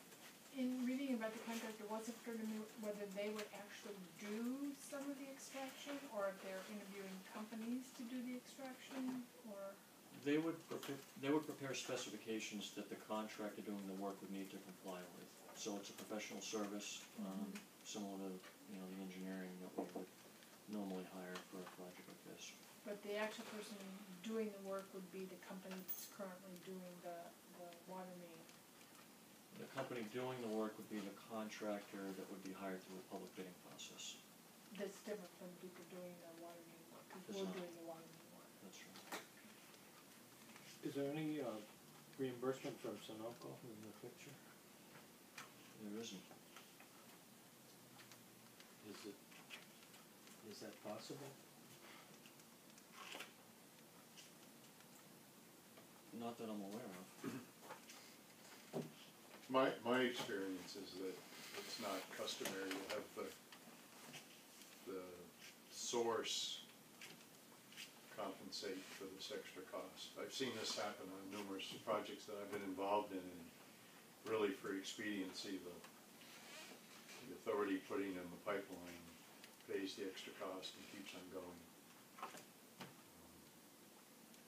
I don't know how we got to that point, but I think cleanup of sites under the Massachusetts contingency plan goes extremely slowly, and I think it's just a matter of expediency. So I'm actually intrigued by Jim's suggestion that we leapfrog over this spot and come back later. But I was curious to know what difference in the size of the current pipe versus the proposed pipe? 6 and 8. It's a 6-inch going to an 8. So it might work. It might work. The 6-inch we think is highly tuberculated, Right. so it could be a 4 or a 3 or a 2. But the mass contingency plan, the items that we're required to comply with under the state law, though that regulation was set up in a way that would allow utilities to continue to work on utility projects like this. Usually you'd see it more of an urban environment, an old city, Boston, Holyoke, Springfield, or whatever, where there may be unknown contamination, where you may find it during the actual construction. Then it gives you a relatively expeditious way to continue with the project by doing some simple submittals to the state and dealing with worker health and safety. That's really what we're trying to do with the contract. And maybe I missed, how did we discover the contamination? We did an exploratory test pit to evaluate the soils along the route of the proposed pipeline. Is the pipeline in the roadway or? It's on the shoulder. I had the same question that David had, and so Mike, I just wanted to ask you, I mean, what you're saying is professional standards have changed, and so culpability is no longer a No, I don't think concern? it's a change. I think it's the industry practice. Oh, it's a It's standard just, practice. it's, what I observed is just what Jim's talking about, Yeah. that the authority putting in the pipe pays the extra cost to get through the mess and completes their project. And the discharger, the person responsible, then continues on a very different schedule, trying to convince the state that, trying to achieve a level of cleanup that meets state approval. Yeah. I think So- I'm sorry. I was just gonna say, so there's no opportunity for cost recovery after the fact? I've never seen it. I think the issue here is we're talking about $31,000 in professional service to do this, but there's a couple things. I'm not sure that Sandry's actually acknowledged that the gas is from their station. Of course not. And then you have the issue of, you can call them and say, do you want to cut us a check for $31,000, and the answer would probably be no. So you might incur more than $30,000 in legal fees trying to recover the money from the railroad company. There's history of other underground storage tanks in that area, not only at the gas station, but the sports and spine medical building location used to be a garage or something. Yeah. Plus, if there've been multiple owners of the facility at that location, there's no guaranteeing when exactly it occurred. That's so. exactly right. I mean, they have But if it's, the current owner has all the liability, don't they? I don't think so. No. Didn't it used to be the Gary? owner? In my experience, having had to do this a few times, underground oil tanks where oil on somebody else's property migrated onto your property, you wanna do a project, the law says you have to deal with contaminated soil. And the law's there to deal with contaminated soil, not where it came from. So you as the owner could try to sue, try to determine where it came from, sue for the money, but that means you're waiting for your project to get permitted if you're gonna try to make somebody else pay for it. So I think you just realize that if you're gonna do a project and you find contaminated soil, the state or the regulators just don't care where it came from. It's there and you have to deal with it. Sorry. But I wanted to back It's up simple. again, like that 31,000 is the professional fee, but that includes the cleanup? It doesn't. So it could mushroom into bigger costs, It but depends. it's something that we would, we as the DPW would just absorb? It's possible that the people at DEP in Springfield have told me the contaminated soil can go back into the trench. So to the extent that you need backfill material and the material that you're pulling out of the hole has sort of the structural, capabilities or characteristics, I guess, that you're looking for in a general trench backfill, you can put it back in. Oh, I see, so that's So it would only be if we were pulling out soil that it wasn't going back into the trench that we would need to deal with, how to dispose of it. Okay, any more questions? All those in favor? Aye. Any opposed? Amendment number 12, amendment and extension for landfill operations to solid waste stations in the amount of $626,915.56. Move approval. Second. The value of this contract assumes a full year of operations, which we don't believe is gonna happen. Solid Waste Solutions bills us on a monthly basis of about $55,000 a month, plus or minus.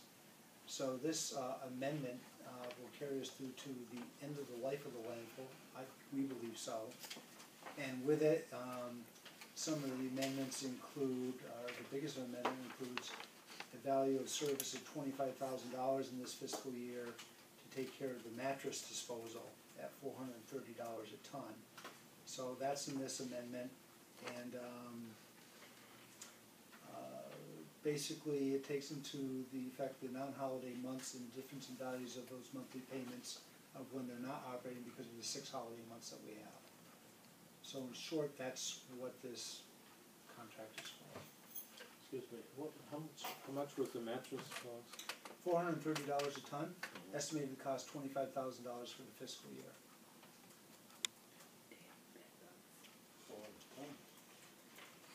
How many mattresses in it though? Well, you think it pillows? Double or clean? You would have to ask that. Any other questions? Group questions? All those in favor? Aye. Opposed? Number 13 is contract to Cummins Northeast LLC for generator repair at the water treatment plant in the amount of $9,999.97. Move approval. Second.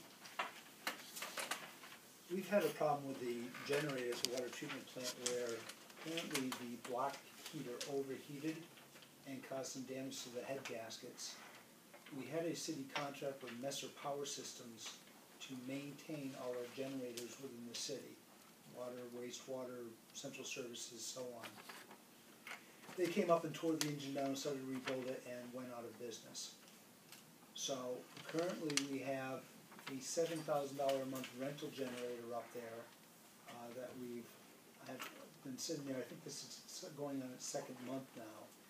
So we worked out with Cummins Northeast to come up during this upcoming weekend and do all the work and put this back together so we can get rid of the rental generators up there and get this facility back online like it should be.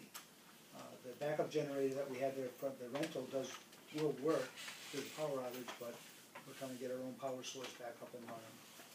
So we have not made any payments to Messer Power that I'm aware of for the work they've done to date, because we have incurred an additional month rental at this point on the generator. We haven't seen a bill from them either. But we did work this out with Cummins Northeast, and it'll be here on short terms to get this thing repaired and up and running. Great. Paying the rent. Currently, the water department is, So we are. yes. We know that we'd be covering it for the first month, but we didn't believe it would go into the second month rental. Any further questions? All those in favor? Aye. Any opposed? Number 14 is change order number 1 to contract number 11312 for crack sealing to Crack Sealing Incorporated in the amount of $7,332.49. What's this for? Big crack ceiling. Ceiling cracks. Ceiling. On the ceiling? And that would be a ceiling as opposed to the overhead ceiling. So this is work on pavement crack sealing in the city that we do every year as a maintenance project. We're allowed to have a 10% increase in the contract value under mass procurement laws, and that's what we did, just to take care of a couple additional rotaries that we had out there that we could squeeze in under that 10%. So that's what this change order is about, that 10% increase. Any further questions? And this comes from the. Chapter 90 pays for it. Chapter 90. Any further questions? Any more questions? Concerns? All those in favor? Aye. Any opposed? I'm going to recuse myself from this next item because, although it's not much, I still work for this company. Okay. Contract to tie and bond for environmental compliance services in the amount of $10,800. Move approval. Second. The state of Massachusetts has come up with new regulations that we need to do for a couple of our facilities here regarding above ground and below ground storage tanks. We have an above ground 5,000 gallon tank here for used motor oil, and we have two 10,000 gallon below ground tanks for diesel and gasoline here. We have to develop a spill prevention control and countermeasures planning document. That's one task of this. The second task is above ground storage tank integrity testing, which is the used motor oil tank, which is outside here. The third task is third-party underground storage tank inspections, which are the two here. The fourth task is training operators. We have to have Class C trained operators on site at all times during normal operations, and they need to be trained by early August. So a gentleman named Gary Roberts from Town and Bonnet came up and gave us a presentation of all these new rules and regulations that are coming at us. Like I said, the earliest time frame right now is this August 8th compliance deadline for training. So basically, we have to have Class A, Class B, and Class C operators available for doing certain different types of inspection work and compliance work and reporting work for us on an annual basis. We discussed internally about training A and B internal, but to keep up with new regulations that are ever evolving and changing, we decided that we would hire a third-party service to do the A and B, and that we do the minimal training on site, which is Class C, which is basically inspecting the tank and sticking it for volume levels and reading information from the charts, things like that we've been doing all along. So that's what this is all about, is new compliance with new regs that have hit us, and it total value is $10,800 for those services. Any questions? Is there ever a discussion with the other communities in the region that are facing the same sort of new regulations for some joint or some collaborative work in terms of the trainings that happen?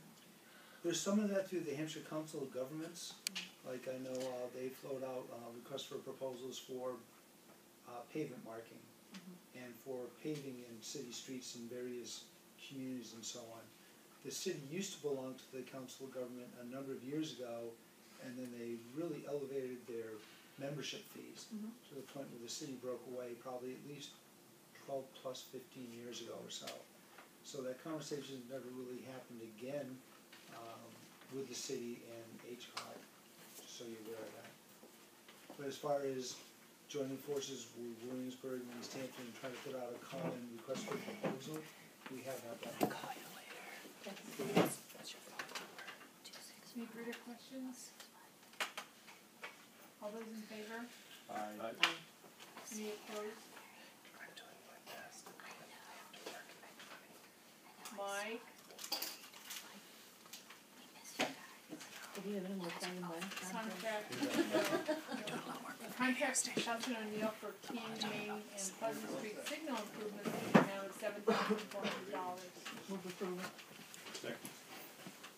I initiated this request to Foster O'Neill, who traditionally has done most of our traffic signal work and upgrade work in the community. And this came out of the result of the bicycle accident that happened downtown where the gentleman was killed. So basically what happens was you're driving down Main Street and turning onto King, you have a dedicated left-hand turn signal. When you're coming up Main to turn onto Pleasant, you don't have one. So basically, that traffic movement going up Main, turning onto Pleasant, waits till Main Street drops down also, so there's that competing factor. And so what I'm trying to do is eliminate that conflict going forward, so that both dedicated left-hand turns would happen at the same time, reducing that potential conflict again in the future. So this proposal is to look at the controller, whether it can support another signal there. It looks at updating traffic movements there during peak hours to make sure it meets the warrants. And from there, we'll have a report from them that shows us how we can move forward with this potential signal upgrade down there. MJ. What's a warrant? The warrant analyses are put out by the MUTCD, the Manual on Uniform Traffic Control Devices, and basically like a stop sign warrant. You have to meet certain conditions and certain things have to happen for you to be able to put up a stop sign somewhere. A number of accidents in a year, right-of-way issues, who has the right-of-way on a main road versus a minor street. So what we look at to make sure that there's enough traffic out there to make the warrant to make this signal work. When the Topics program came through 25, 30 years ago, this is the way the signal was designed. I believe it was because there wasn't enough traffic volume to meet that dedicated left-hand turn. Hence it wasn't put in.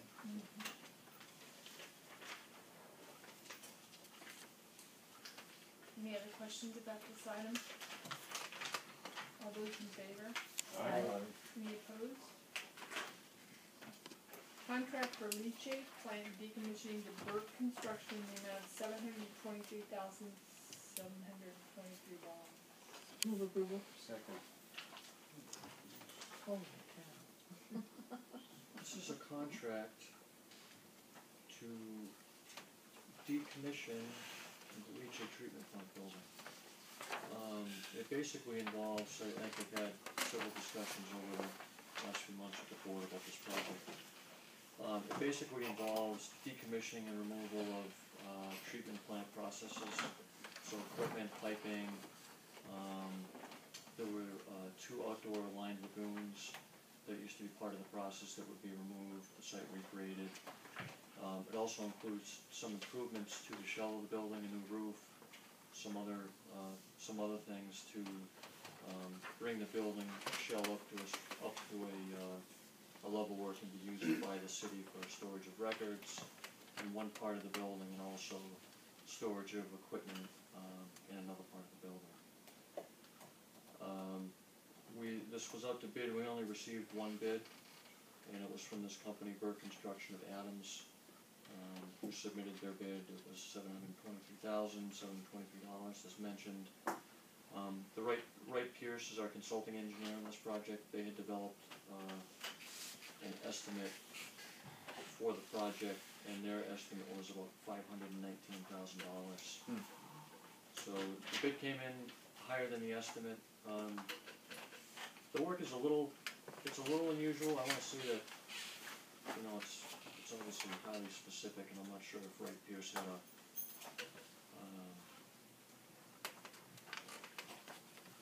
if they had an issue coming up with a reasonable way to estimate what needed to be done, because of the unique nature of some of the equipment, large tanks, and different things that need to be dismantled and removed and disposed of. it's just not something that you do every day. So I'm not sure if they were able to fully capture that in their engineer's estimate. I do have a letter from Wright Pierce who checked the qualifications of Burke Construction. They contacted 3 of Burke Construction's project references to inquire about their performance on building related projects. They said that they received very favorable responses. It says that they contacted their banking institution and got a favorable information back from their bank indicating, sufficient credit reserve funds. So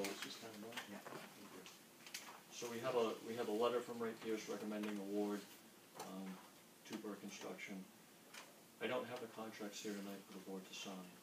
If the board, I wanted to present the information and the recommendation to award the bid to the board, and then once we get the contracts back, we would send them an email out or call the board members to let them know to come in individually and sign the contract. The goal is to try to get this contract signed before the next board meeting, because you're not meeting for a month, and we want to get the project moving. So time is sort of the essence, but we don't have the contracts to sign right now.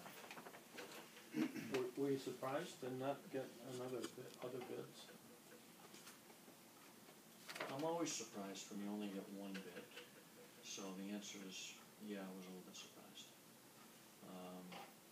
We did some debrief with other bidders, and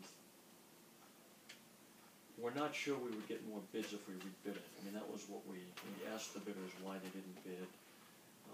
One company said that they might possibly be interested if we rebid it. There was some confusion about DCAM certification. There's sort of pre-qualifications required for the contractor to be able to bid on this. And when Wright Pierce initially issued the bid, there was some confusion about the DCAM certifications that were required.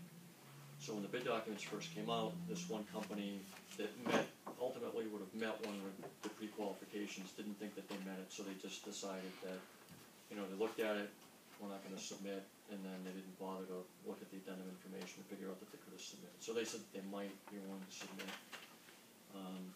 I think it's the unique aspect of the project, I think, that is causing the lack of interest. There's a lot.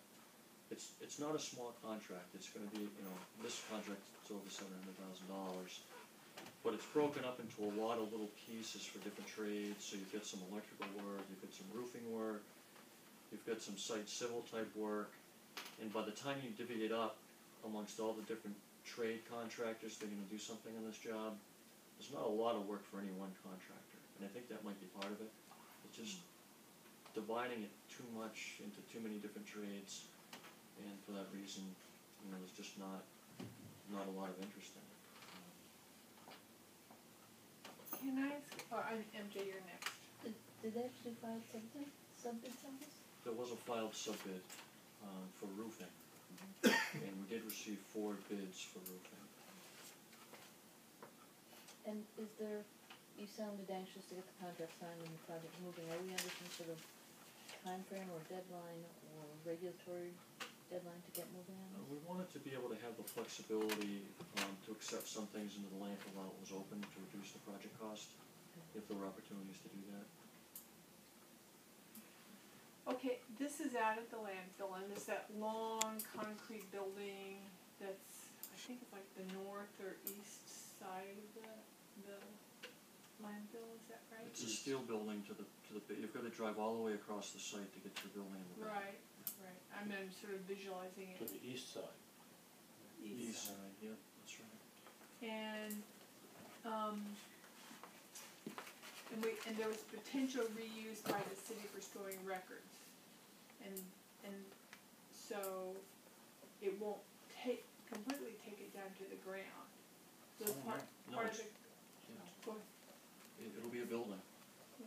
It's gonna get a new roof.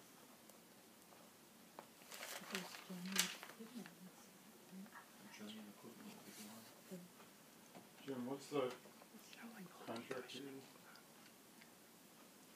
The length of time to do the job? Mm-hmm. I'm not sure I know that off the top of my head.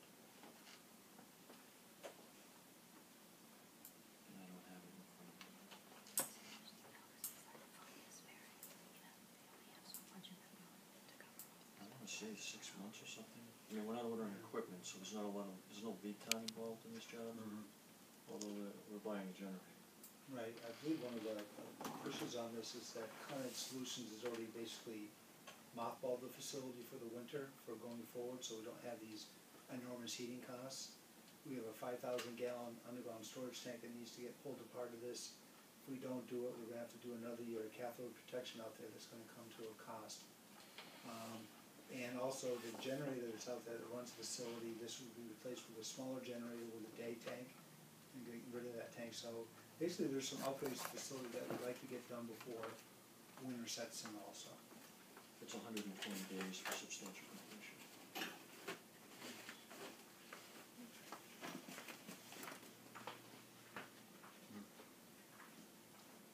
Any other questions?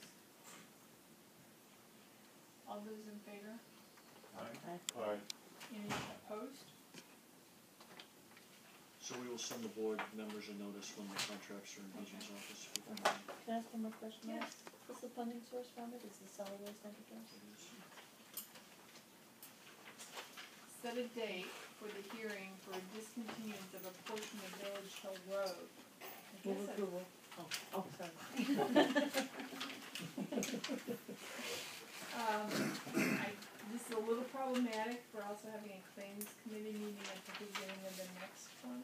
I'm not worried about a huge rush to get this done. Oh, okay. Basically, the city's entering a licensing agreement with Mass Development now that gives them the right to use Village Hill Road in the interim period. So there's a little handout in your folder here.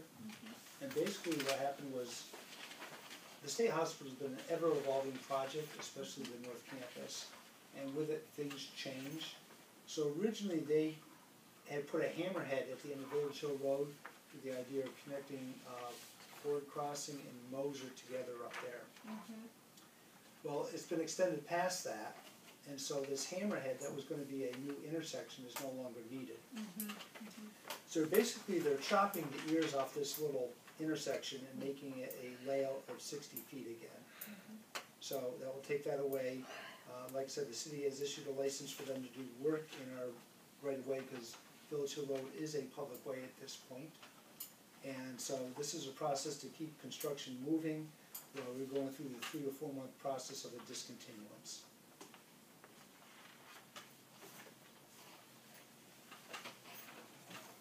Any questions? I mean, so what you're saying is that we could put it off to our first meeting in September? You could, or you could set it, just a random date that we could hold a public hearing out there and then take it up at the meeting in September, the first meeting in September. Okay. Any proposals for a date on this?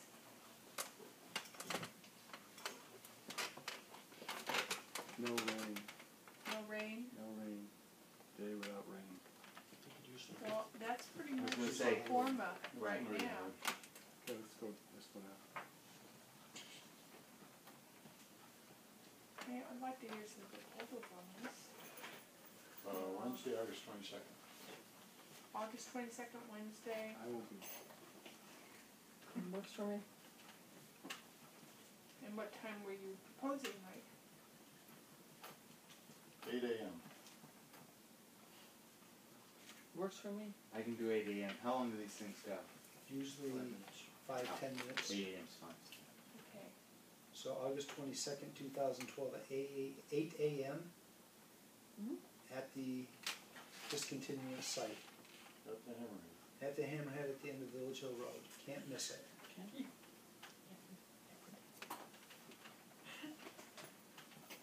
And August 22nd is, what, is a Wednesday? is Village Hill Road the main road where you It turn right is. at the lights when you get up to the top Yeah. of the hill and That's correct. just keep going?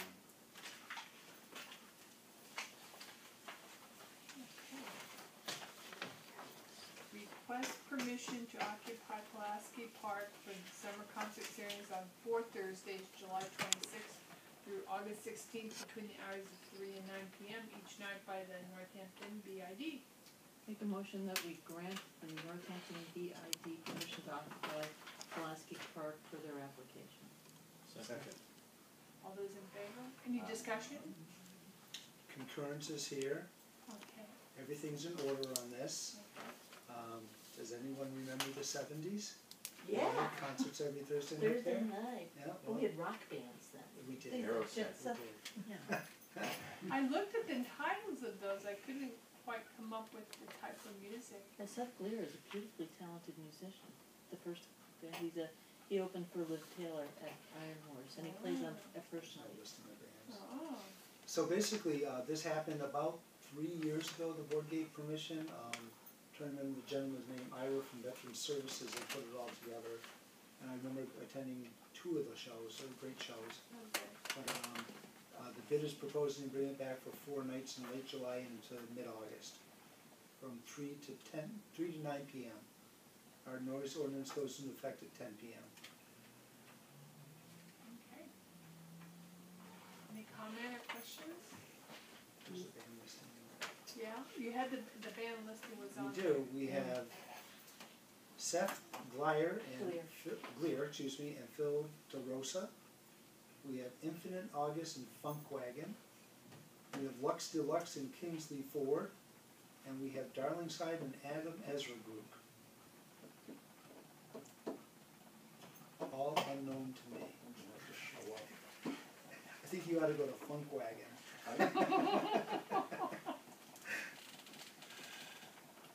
You can take anyone you'd like. I move the question. All those in favor? Aye. Any opposed? Solid waste planning update.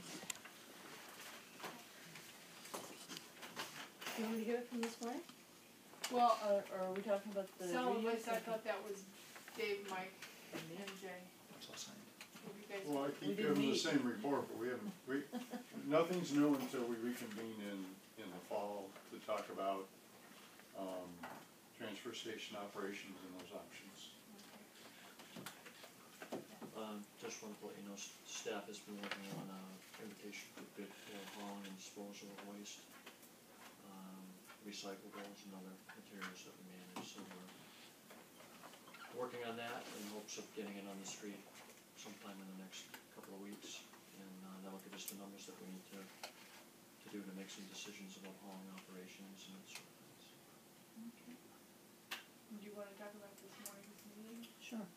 Just that the committee met, we're talking about fall event planning, having something once every month starting in September, similar to the things that we did last year with the bulky rigid plastics.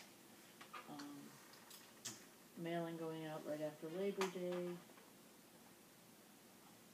And It's a monthly event, did you say that? It's a The monthly event. intent was monthly event. I'm sorry? The intent was monthly events. Monthly events that are getting put on the For the next schedule. 4 months, yeah. We had some discussion about reuse center possibilities. I think there seems to be a lot of interest in the group from the possibility of the Florence Community Center, but we know that staff are trying to have an internal conversation with central services about that possibility. Yeah, I don't know about that. I mean, I haven't had any discussions with Karen or anything about it, but the mayor's appointed a citizens committee to look at what to do with that building. And I'm not sure the mayor is aware of it, so, if there's interest, then that interest needs to be communicated. Yeah, I think Karen went to their meeting last night. Well, she tried to go to the meeting last night, but they told her that she wasn't. She wasn't welcome? Well, it was something along, I'm trying to remember her exact words, that they didn't think it was appropriate for her to be there or something. It sounded like they didn't wanna discuss it, but was it the first time that committee had met? Yeah, I don't know the nature of it, but it sounds like we should follow up on it. Which building is this again? The 140 Pine Street, the old Florence Grammar School.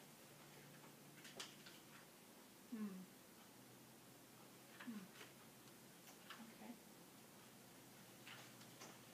Well, that concludes our formal agenda.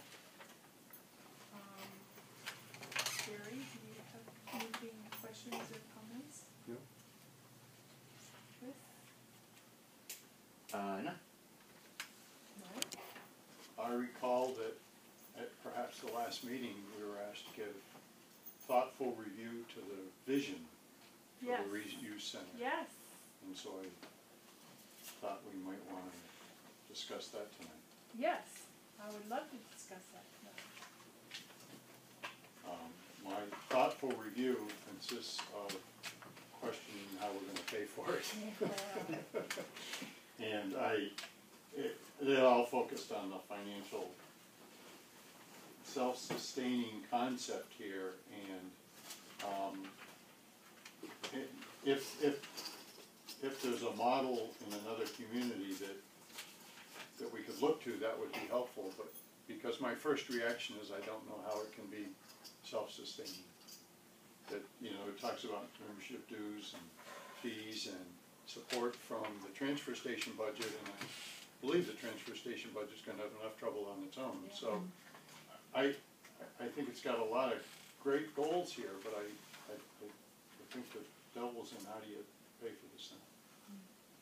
And I think that I can speak for myself, and I think Ro's been there also, is that as we've been having these conversations, I think we've been abundantly clear that it needs to be revenue neutral. Now, it sounds like Karen's been writing some grants that might support some aspects of the operations. Okay. The idea was to get something going to see how it could work.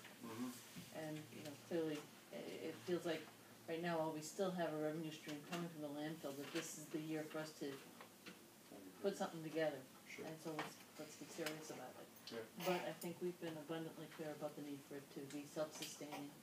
There's also been some discussion that maybe it's not best, the committee has started to have conversations like, maybe it's not the Board of Public Works that runs that. Maybe it's a small nonprofit that gets created, maybe there's some other energy outside of being led by this administration that would take on actually putting it together. If we got something going, that they could find a different way to make it work. That would be interesting to look into. I think there's also strong appetite to have a building, but I think MJ and I are like, we need to have events, we need to build the overall attitude about reuse, and whether it's through events because we don't have a opportunity to have a space is like the disappointing, but the only conceivable direction to go in at that time. I mean, it's so, the political perspective in terms of the adjacent space, not to mention the fact that we also would like to have a new DPW building. I mean, there's a lot of battles there that I don't know how far we want to go on that. But thank you for the thoughtful perspective on that. I appreciate it. Anything else? Nothing else. Ed? A number of letters in your board packages, I hope that you did read. And that was really about it. Thank you. Jim? DJ? MJ? Dave? Ro? I had one little thing, I noticed that we got some contracts in the mail the last couple of weeks. Was there anybody here for those contracts, the spill, pardon? Is that the URM? Yeah, VRM, and also the Woodward and Curran proposal. Those are the licensed ag professionals. If there are engineering contracts, I try to distribute those before the board meeting, Okay. because those tend to be, Of interest to me. technical, of interest to people. No, I mean, they were interesting, but we had. Why we had some and so why not many- others, Why yeah, some, yes, yeah. thank you, Chris, yeah. And sometimes the engineering contracts are, they're a higher dollar value, so just to come in and say, we've got this contract for $150,000, it'll give you a couple of minutes to consider whether you want to approve it. So we try to get them out ahead of time. If it's something like the super clock, then we probably don't need to see that ahead of time. But that's it, no basic. So it's no change in policy. Huh, Is there a motion? Motion to adjourn? Oh. All those in favor? Aye.